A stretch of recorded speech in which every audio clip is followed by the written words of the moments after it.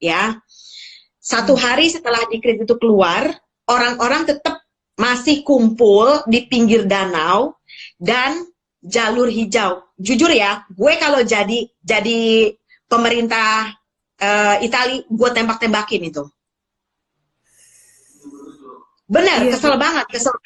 Sampai di komunis kita kan tempat. kayak begitu tuh, ditembakin orang sampai akhirnya Iya. mereka baru bener-bener bisa tertib.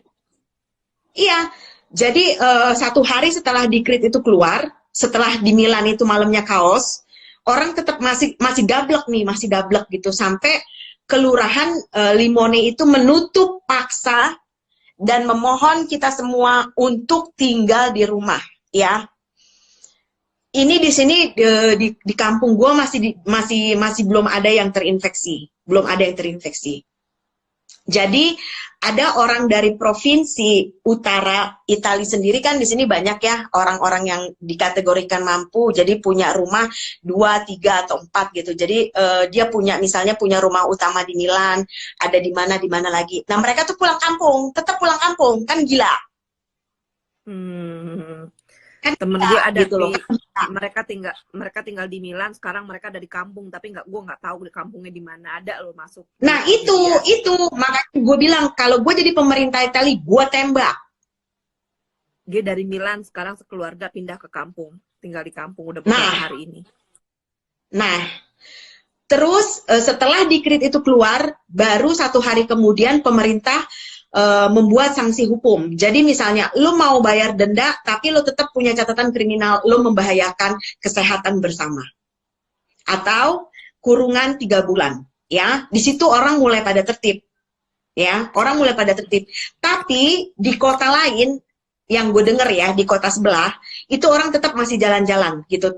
Tadinya nih seputaran Riva del Garda kan kecil banget ya, mungkin ada sekitar 5 atau 6 kelurahan, kita masih dinyatakan 0 orang yang terinfeksi.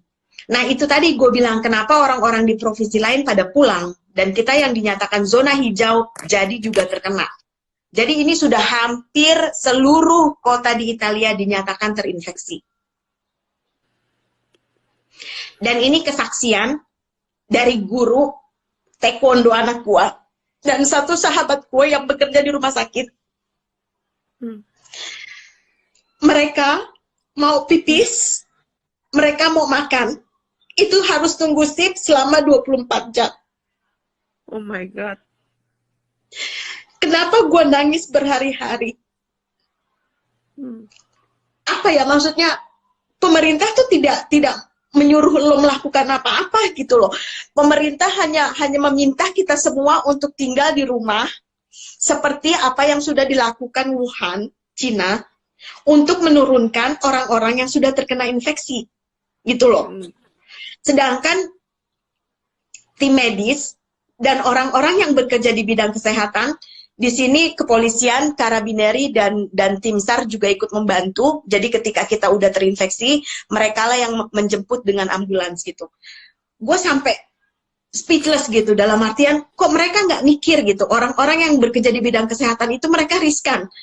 Dan mereka harus pulang ke rumah, yang perempuan ya, untuk kasih makan anaknya, untuk kasih makan suaminya, sementara mereka punya hutang pekerjaan harus balik ke rumah sakit gitu loh. Dan temen gue juga cerita, ini suster, kebetulan dia suster senior, itu gue sampai merinding ya, temen-temen yang kerja di sekitaran Lombardia, Milan dan sekitarnya itu, mereka tuh pakai masker dan baju yang sangat panas gitu loh, dan sampai berbekas di muka. Lo bisa bayangkan betapa tersiksanya mereka gitu. Dan bisa dibayangkan kalau perempuan yang sedang mens itu seperti apa, untuk ganti aja susah, untuk pipis, untuk makan tuh susah gitu. Dan gue sampai berhari-hari, Tuhan gimana sih, maksudnya sorry to say ya, Italia itu negara maju gitu loh, kok kenapa sih cara pikirnya seperti itu gitu. Gua aja yang bukan pendatang, gue mencintai loh Italia. Kenapa kalian orang Italia sendiri tidak mencintai gitu loh, tidak punya solidaritas, tidak punya toleransi. Toh pemerintah tidak meminta apapun dengan kalian, cuma tinggal di rumah